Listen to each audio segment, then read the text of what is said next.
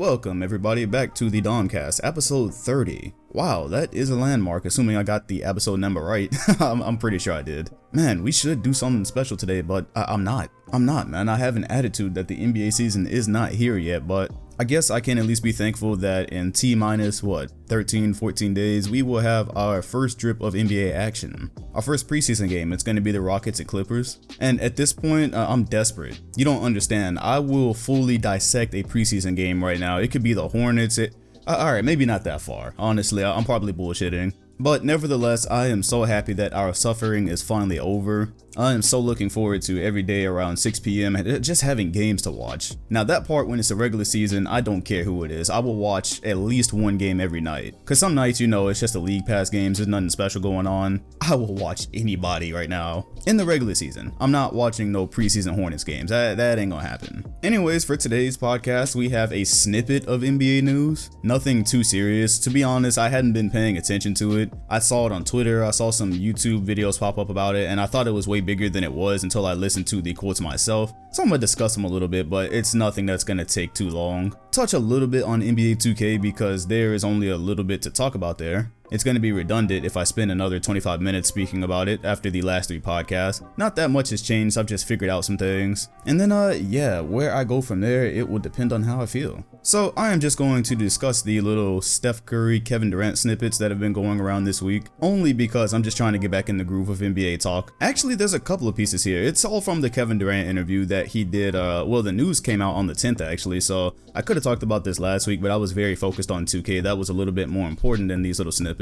However, some of it is interesting, like specifically the one I'm looking at right now is Kevin Durant talking about the Oklahoma City Thunder and how he actually did have plans to return there at one point. Now, that's straight from the LeBron James playbook, right? You leave to go learn how to win championships, then you come back to the city that embraced you. It seems like a lot of his moves are straight from the LeBron James playbook. However, he has canceled this play. He says that after the way OKC treated him in 2017 in his first game back with the Golden State Warriors, he says he just can't do it anymore. He's talking about how he feels like all the relationships there were fake and how he hasn't had exchanges with the organization and the trainers and the teammates since he left. And he also made note of how the fans treated him, holding all the cupcake signs. You know what? Just doing regular things that you would expect fans to do for a guy that left them so toxically. He did what's best for his career, yada yada yada, but we all know what the actual situation was. We know what he did. And that's why I'm a little bit disappointed here, because it seems like after all these years, he's still not he's not acknowledging what he did. He's pretending not to know what was wrong with what he did. I only saw one thing in this part of the interview that I agreed with him on, and it was him saying that, well, he was talking about, or his mom was talking about a piece of video. This is what it says. I'm just going to read you the quote. His mother recalls one particularly appalling piece of video, a Thunder fan firing bullets into a number 35 jersey.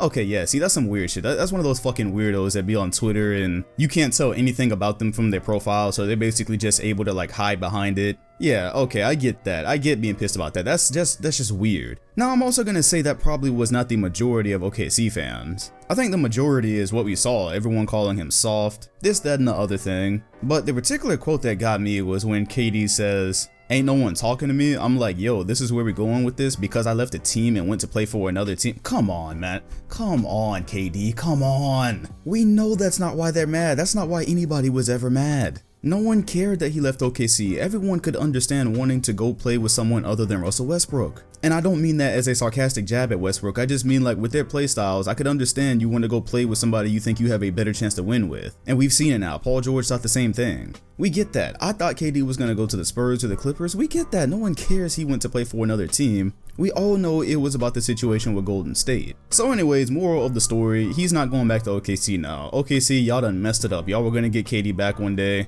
Maybe he was going to come back and win y'all a championship, and he's pouting. He's saying, nah, it ain't going to happen now. And my whole thing with it is, look, LeBron James, when he went to the Miami Heat, he understood what he did wrong and he went and corrected it because there is nothing wrong with going for a better job opportunity. When LeBron James left Cleveland, that was totally justified. The best player they had gotten him throughout his tenure there was what? I guess Antoine Jameson and over the hill Shaquille O'Neal. Those were kind of like his best teammates. That 2010 team was probably the best he had the whole time he was there. It wasn't very good. And so to go to the heights that he wanted to, it wasn't going to happen in Cleveland. But LeBron also understood, he promised Cleveland a championship. He said that he was going to do everything in his power and he wasn't going to stop until he brought them a title. That's something he said when he was young. And then number two, he understood that how he left was, or his actions after he left were terrible. He understood that. He understood that he went to team up with some star players, and that was one thing, but then going and having a party about it and talking about how easy it was going to be and basically throwing dirt on the rest of the league and all the competition there, he understood he messed up. After 4 years in Miami, he went back to Cleveland. He righted that wrong. But when LeBron went to Cleveland, I don't think Kevin Durant's return to OKC was as violent as LeBron's return to the Cleveland Cavaliers. I'm talking about his first game back in Cleveland. That was a very dark atmosphere. They booed heavily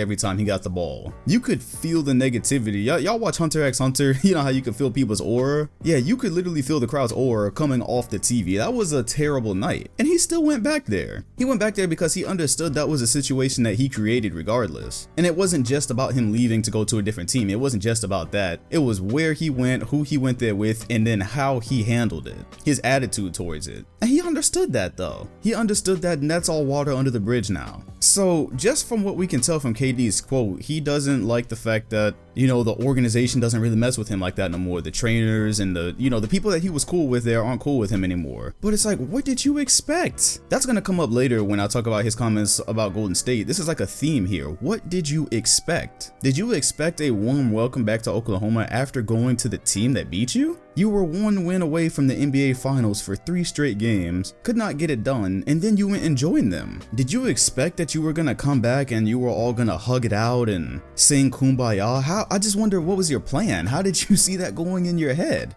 If Allen Iverson would have finessed his way to the Lakers the year after they lost to them in 01, I doubt he would have had a warm welcome in Philly despite all the service he had given them throughout the late 90s. I doubt it. Jason Kidd was apparently about to join the San Antonio Spurs the year after, right after they lost to them in the NBA Finals. Do you think they were going to have a ceremony for him when he returned to New Jersey the next year? I doubt it. Could Dirk Nowitzki have lost to the Miami Heat in 06, then went and joined forces with Dwayne Wade and Shaq, and been a hometown hero in Dallas? Press X to doubt. I just think these are very simple things. So I'm not saying he was obligated to ever go back to OKC, because to be honest, if I was a basketball player, I wouldn't want to play in Oklahoma. Hell no, there's many more interesting cities I can play in the NBA. I'm sorry. I wouldn't want to be a basketball player in Oklahoma. That doesn't sound exciting. That doesn't sound like it's gonna feed my life's energy. I'm not saying he ever had to go back there, but the fact that that's why he's crossed them off his list, that's why he's crossed the return off his list, is because he had a negative return there and they treated him poorly. I don't know, I just feel like that should have been expected. So it gets better, because then he goes on to talk about Golden State, and he says a few things here. Only a few things that really mattered to me. One, he was talking about how he didn't feel accepted, how they were always going to be them and he was always going to be KD. In other words, when you talked about the Warriors, they were going to say the Warriors and KD. That makes a lot of sense, considering that 3 of those guys were drafted there, and then he came along after a championship and another finals run. And then he had something to say about the system. He was basically saying how what it boiled down to was he wished there was a bit more ISO there, because in the earlier rounds of the playoffs, he's saying you can do the whole ball movement thing, but at some point you needed ISO ball, because we know how KD likes to play. Of course he likes to sauce one-on-one. Now, on the count of not being accepted there, again, I go back to the theme. What was the plan here? What was expected? At the end of the day, that was a family he joined. Curry and Clay were really close friends. Then you had Draymond. They all came up together. They came from being bottom feeders to being at the top of the league. They did that together. So then they add you in this super talent, and maybe they all got along or whatever, but it sounds like what he's saying, you know, when he says KD and the Warriors, is talking about more how the media sees it. And again, what did you expect? That whole thing was never supposed to feel authentic. Nobody liked it outside of Golden State in the first place. And it seems like from everything that's come out, not even the team respected it. We have that whole spat with Draymond Green and the things that he supposedly said to him. We have in the championship celebration, Bob Myers coming out and saying that Steph Curry earned it, and that, you remember talking about the whole contract thing. It was a joke, I get it, but there is absolutely truth in every joke. There was a little bit of truth there. I think we all felt that. But at the end of the day, with this whole KD thing, I don't know, it just seems like like there's some really simple things that he could see coming in front of him that it feels like he chooses not to see. And the fact that 3 years later he's still trying to hide it under the guise of, oh, I did what was best for me, all I did was switch teams. Look man, the move was unprecedented. It is always going to be like that. Everyone is going to look back at it in history under a negative light. It is never going to be, no one is ever going to accept what happened to that, okay? Not that it needs to be talked about every day or regurgitated every year or whatever, but no one's ever just going to accept it the way he wants it to be accepted.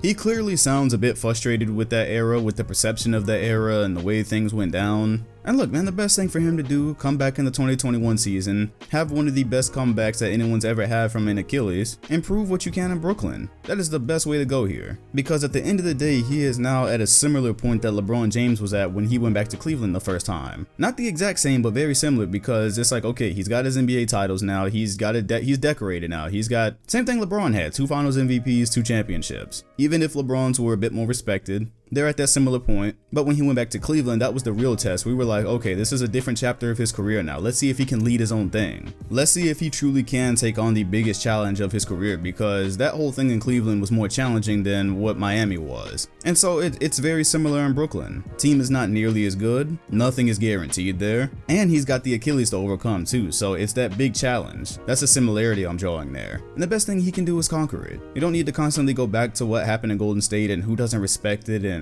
you know, I do want to throw out there that again, I always appreciate when players say what's on their mind, even if I don't agree with it, even if I think it doesn't make sense. I always appreciate to hear how they feel. So for what it's worth, I'm glad he came out and said exactly what he felt about OKC, instead of being politically correct and saying, oh, those are the greatest fans and blah blah blah this and they booed me but I'm okay with it. Hey, I'm glad he came out and said exactly what was on his mind. I enjoy that. I am sick of years of politically correct answers that we know players don't believe. So even though I think Kevin Durant's comments are completely oblivious and I don't understand how he expected anything different, I'm very happy to hear what he thought. I hope players continue that trend. So yeah, that's our NBA segment, guys.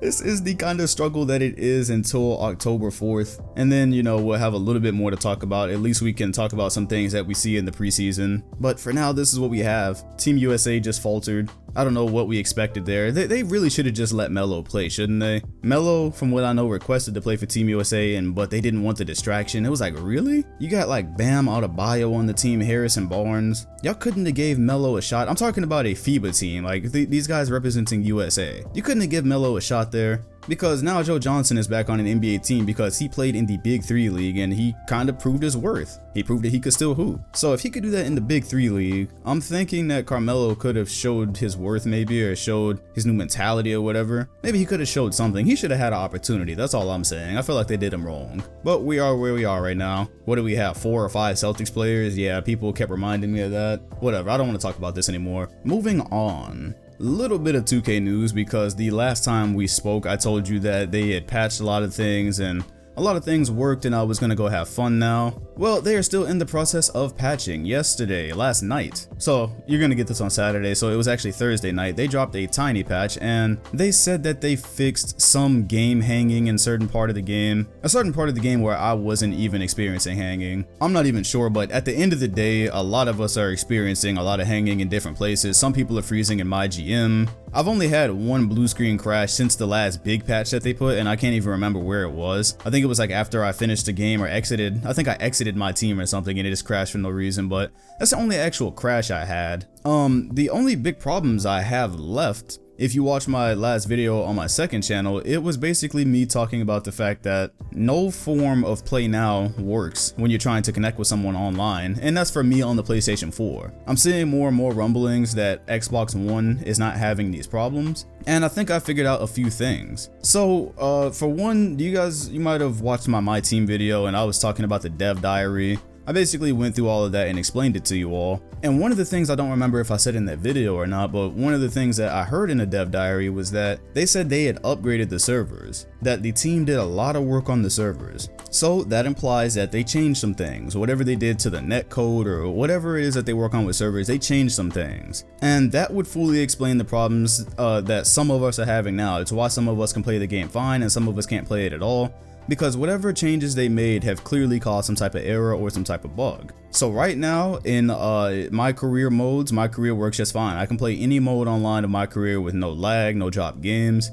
everything works beautifully. And then you go to play now and nothing works. The My Team Unlimited is laggy sometimes, but really with my team, I can get some games in, but then one game will just randomly drop for no reason. You get that error connection and it'll just drop. Then you go to play now online, same thing. When you're playing with randoms, the game is just choppy the entire game. Sometimes it makes it to the end, sometimes it doesn't. Then play now with friends, because my longtime childhood friend, he bought NBA 2K20, so we've been trying to play because I'm trying to get him in some of these videos, at least for background footage. And the only thing we have managed to do in like the last week is play one-on-one in my court. So again, that's a my career feature. We have not been able to connect to any play now online games past the first time we played. So the first time we played, we probably tried about 7 games, and I would say 4 of them just flat out dropped. 2 of them were laggy, and then 1 just played fine all the way through. And every day after that we've tried to connect, it doesn't work at all. So like we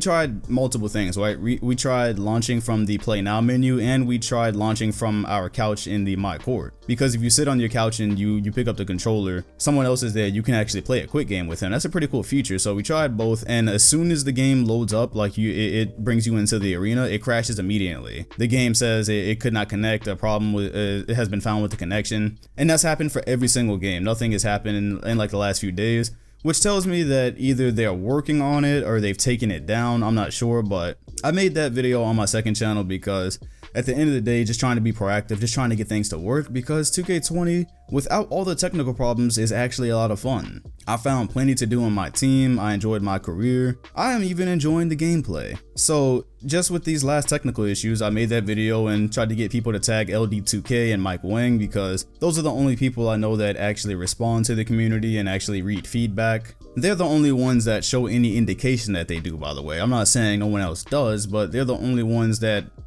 who have proof of it, right? So I'm pretty sure by now they've probably seen the video because they've been tagged many of times. That is the last like clear and present issue that I have with the game, and it's good because it's a technical thing. I'd rather have no problems, but if you're talking about things that need to be fixed, I'd rather it be technical things that I know they're gonna get to rather than gameplay issues that might just stick the whole year. Because last year when we had illegal screens and reach-in files, that just never got fixed. They broke it in a patch and it lasted the rest of the year. And so this year, like most of the gameplay, I haven't had an illegal screen since opening day, like a false illegal screen. Haven't had one of those since opening day. Haven't had reach-in file problems every game at all. They've even fixed self alley-oops. Do you all remember? That's one thing I have not mentioned at all. I made a video last year talking about how self alley-oops were broken, and apparently they either noticed it or they saw that video because they changed exactly what I said. I pointed out how in 2K19 the self alley-oop animation could not be cancelled once it started. It was like on some NBA 2K9 shit. Like, you know, in NBA 2K9 when people started a dunk animation, that was basically it.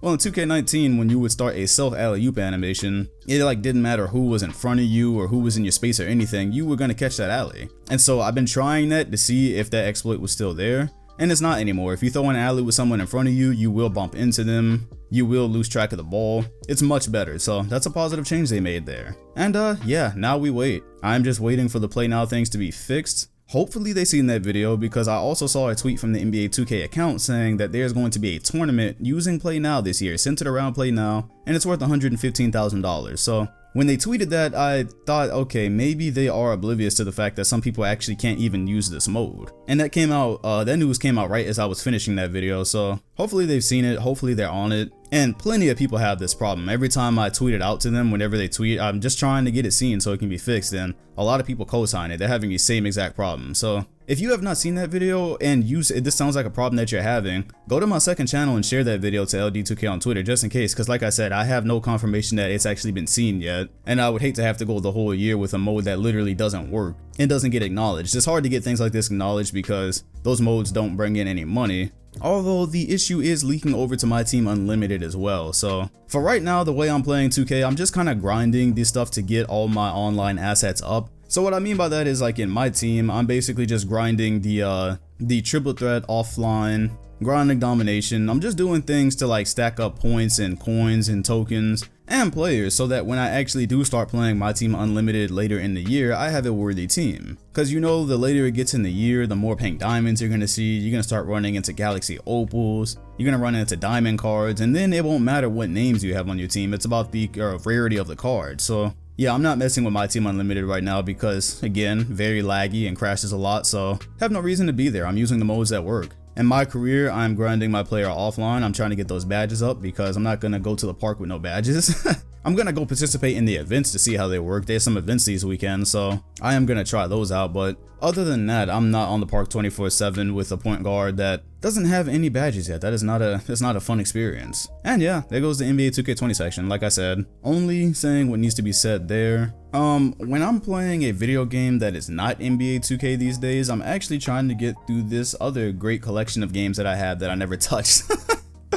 Oh my goodness, I'm disgusted with myself. Like, I look at my game rack, right, and I have so many games. Xbox games, PlayStation games, all these games that, devs poured their heart into making these stories, and it's just difficult, bro. It is difficult being an adult trying to enjoy games because they've gotten so damn long and there's so much to do in like every game. It's not like when I was a kid and I could just pick up Mario Sunshine and have like 50 shines in a couple of days. It's not like that, man. The current game I'm playing is Red Dead 2, and the reason I say current game is because one thing I found out about myself is when it comes to entertainment and media, I just can't enjoy more than one thing at the same time because I end up choosing. So whatever anime I'm watching, I have to see that one through before I start a new one. Whatever book I'm reading, I have to finish that book before I start a new one. I can't read two at the same time. When I'm playing video games particularly, I have to just play one. When I'm talking about story modes. When I'm playing a story mode, most of the time I have to just stick with it and beat it all the way through, or else I'm not going to finish it. And it's because the games are just so damn long. So Red Dead, the reason I'm talking about this a year later is because I did buy it last year when it came out. I bought it, but with the NBA season and NBA 2K, and the fact that that game starts off so slow, I just didn't get through it. I am now finally getting through it and appreciating everything that game has to offer. It is so beautiful. Last time I played the game, I did not have an HDR TV, so I moved into my own place in April, and that was like something I made sure I got, was a TV that had like full 4K capabilities. And Red Dead is a gorgeous game, especially once you get past the extremely slow beginning. So yeah, I've been trying to enjoy that game. Whenever I come across something like a side mission, I try to do that, trying to enjoy the story. And it's part of just trying to get my love for gaming back, because I've probably mentioned it like 1,000 times just in passing that, when I went to college and I only had time for 2 games, that kind of like took away the kid in me. Because like when I was a kid, I could play all types of video games, I could play all types of story modes. Then I got out of college, and in this last year, like I've had to try to like rediscover that. Like for instance, today that new Zelda game comes out. The Zelda is like the remake of the game from 1993. And believe it or not, I've never played a Zelda game. Yes, Zelda is one of those things that just happened in the background of my life. So when I was a kid, my best friend, he was a big Zelda fan, and I would go over to his house and I would watch him play it. So I believe he used to play the Ocarina of Time. He played that one game that's really pretty. It's for the GameCube. Zelda something. I don't even know what it's called, but it was for the GameCube. Very pretty game back then. Still looks kind of good now. I just looked it up recently. So I'm familiar with some of the elements, but I've never actually played a game. It just happened in the background of my life. I was very busy with other games, Dragon Ball Z, Midnight Club, all the other popular stuff. And again, being that I played PS2 almost exclusively as a kid, that meant that, with GameCube, if it wasn't Mario or Luigi's Mansion, after that I kind of moved on from GameCube. I did not really main any games there. So I was thinking about getting into Zelda. And that I might be able to do at the same time as Red Dead, just because Zelda, the Nintendo Switch is such a beautiful system for being a handheld that you can just pick up and lay down on your couch and play. You don't have to be fully engaged to a TV to play it, so that might help. I might be able to do that, but I am really trying to finish Red Dead as well, because 2K came out and I didn't touch Red Dead for 2 weeks, and that's exactly what I'm talking about. See, I was trying to get some grinding done on 2K, and Red Dead got left behind. That is just the reality of a 24-hour day when you're trying to fit in everything. You're trying to fit in what you do for work and, friends, and then the games. Like, it's just extremely difficult. But yeah, part of it with this whole thing is just knowing yourself. And I know that if I pick up another game, like I tried Far Cry as well. I've had Far Cry. That's the funny thing. I bought Far Cry last year in like Black Friday, and I didn't open it until last month. Oh my god, I'm so terrible. I did not open it until last month, and so I was really progressing through Red Dead, and I was like, man, I'm really enjoying Red Dead. Let me try another game too. So I busted open Far Cry because it was still in the plastic. I bought it last November and it was still in the plastic. So I popped that game in, and let me tell you, that was really bad, right? Like, aside from just the logistics of having time to play 2 games at once in this generation, because games are just so goddamn long and there's so much to explore and so much to do. Aside from the logistical mess that is, playing Far Cry at the same time as playing the masterpiece that Red Dead is, it just didn't work, man. Because there's parts in Far Cry 5 where like you have to loot, right? You loot things on the ground, and when you loot things in Red Dead, like it's, you know, maybe it gets a little bit old, but it is satisfying. You pick up the body, like the sound of like you patting the body and, you know, taking whoever it is for all they've got. The sound design is great. It's really detailed. It's just awesome. They went like as detailed as you can in that game. And then in Far Cry, it's like you just press square and then you loot whatever you just tried to loot. There's no animation for it, and it's like, wow, that is really difficult to play at the same time as another game that's just so detailed. But yeah, man, I'm trying. I am trying as hard as I can. I'm deciding whether to pick up Zelda today because, again, I might be able to make an exception for that, being that it is a handheld game, because that's something I could just play before I go to sleep at night. I don't necessarily have to, I don't feel like I have to be so invested in it. But yeah, before I buy other games, like, I'm trying to finish the ones that I have, or at least try the ones that I have. I have games on Xbox that I haven't even opened yet. I have Just Cause sitting there that I got for Christmas last year. I never opened it. Yeah, not being able to focus on more than one piece of media at a time, it just hurts sometimes. Because it's like with anime, right? I've been watching Hunter x Hunter since, I think, June. I started Hunter x Hunter in June. Yeah, I was sick at the end of June, and I saw, my friends had pointed the show out to me on Netflix, and I was like, yeah, okay. I was like dying at the end of June, so I was in bed all day. I was like, let me start this, and I started binge watching it. Then of course I found out Netflix only goes up to like season 2, so I had to go find other channels for this show. And at the end, I only have 7 more episodes left. And here's the thing, right? I'm not gonna spoil anything, by the way, because I'm not going in depth. Maybe on another pod I'll go in depth on some of the anime I watch, but for right now there's no spoilers in this because it's just a general thing. First of all, I was saying I can't watch more than one show at a time, and that's true because before Hunter x Hunter, I was digging back into my childhood and I was trying to watch Yu-Gi-Oh! Because I never watched Yu-Gi-Oh! Well, okay, I watched it, but I never got far in it. So they have it on Netflix and I've tried to watch it. And then I picked up Hunter x Hunter like while I'm almost at the end of Yu-Gi-Oh! And I never finished it. I haven't watched Yu-Gi-Oh! In months. You see what I mean? I just can't be invested in more than one of the same type of media at the same time. I just can't. Because when I'm eating, that's when I normally watch shows, and whatever I'm most interested in, that's what I'm going to be watching. And so if one show overtakes another, then that's just what it is. But I'm heartbroken with Hunter because the thing is, I'm not an anime head. I'm getting there. Like I'm watching one show at a time, and anime is one of my favorite forms of entertainment, like out of anything. But I did not know. I assumed that the show was done, man. I thought it was done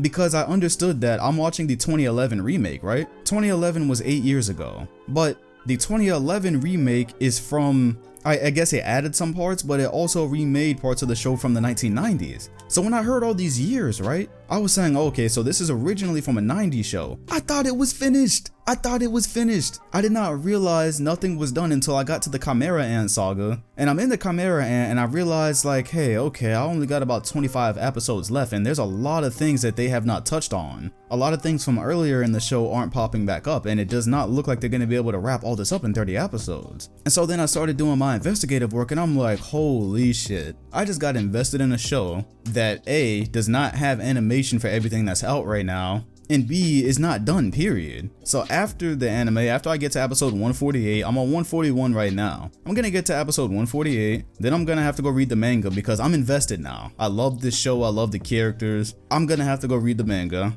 Then after that, I have to wait like everybody else. I have to wait for new issues. And the animation for that stuff, God knows when that is coming out. Oh my goodness. I am destroyed because the part that I'm at right now, you guys understand if you've seen this show before, the part that I'm at right now, it's so good. It's almost like the show just got really good again, and there's only 7 episodes left. This is the worst feeling I've had since I was a kid, right? And Dragon Ball Z used to come on Toonami every weekend, and I could never get enough of it because every time you tuned in during the weekend, it was just them staring at each other for 30 minutes, and then they promised they were gonna fight the next episode, but in reality, it was like 2 or 3 more episodes until they even touched each other. And that's how I ended up not finishing Dragon Ball Z until I was in high school and I could buy it all myself. But I assumed that part of my life was over. I was like, okay, I'm an adult now. I can buy whatever show I want. I have time to watch whatever show I want, so I'm never gonna feel deprived again like I used to when I was a kid with DBZ. And here I am, I'm deprived. I thought I was just gonna hop into this great world of anime and there was just gonna be like all these finished shows that I could watch. Oh my goodness, I am reliving one of the darkest parts of my childhood. But yeah, anyways, Hunter x Hunter, amazing show. If you've never watched it or you never heard of it and you're into anime at all, go watch it. Matter of fact, I recommend a few animes. I'm pretty sure you've seen, most people would have probably seen all this stuff, but if you haven't or you're just trying to get into it or you need something to watch, Full Metal Alchemist Brotherhood, definitely watch that, all-time favorite. Death Note, I rewatch that every single year. And it's a fairly short series too, and it's finished. So yeah, recommend that. And then Hunter. Come deprive yourself with me. The show is not finished. I have no idea when it will be because apparently creator is always taking a hiatus, but at least what's there is a masterpiece. And that's what I enjoyed so much about the show, right? Being somebody who grew up on Dragon Ball Z, that's kind of all I knew as far as animated shows. And so I was used to just having like a few important characters and everybody else just kind of being there. Being that Dragon Ball Z is one of the first shows of its kind, that of course it's going to have some shortcomings that other shows have built up on, right? So with DBZ, of course, it started in the 80s. Well, Dragon Ball started in the 80s and then DBZ is like, I don't know exactly when it came out, but yeah, it's going to have some shortcomings that other shows don't have. And so where DBZ comes up short, where it seems like it's always Goku, Vegeta, or Gohan and then the rest of the warriors are just pointless, well then you have Hunter where it's like they really explore all these different characters. Like every character that you come into contact with that you really like, they seem to explore a lot of them, a good amount of them, in a really interesting way. So yeah, that's why I recommend that show, especially if you're kind of like new to this type of stuff, because it just opens up a different world to you. And yeah, I will be finishing Hunter probably like by next week. I'll probably be done with it, and then maybe I'll talk about it specifically on the next podcast. I don't know, let me know if that's something you're interested in. Either way, that is going to be it for the day. Maybe next week, by next podcast, I will have started Zelda, who knows. I'm gonna try to get through Red Dead. I'm not rushing it, by the way. I know Red Dead is, again, I get that that's a game where there's a lot to enjoy and they purposely put a lot of stuff there for you, so I'm trying to get a little bit of everything in the game, so I'm not rushing it. But Zelda also looks beautiful, and I've always wanted to play Breath of the Wild too, so I might not be able to help myself. I might just have to grab that so I can get on some handheld action. And so yeah, maybe I will have started that by next pod, and maybe I'll talk about it a little. So thanks for coming through. Make sure to remember that the show is on Spotify and iTunes, and that link is in the comment section and description, so if it's easier for you to digest there, then you know where to find it. Hit the like button, comment, and sub if you enjoyed, and hit the bell next to the channel name if you want notifications when this podcast drops every single Saturday. Thanks for watching, and I'll see you all on the next one.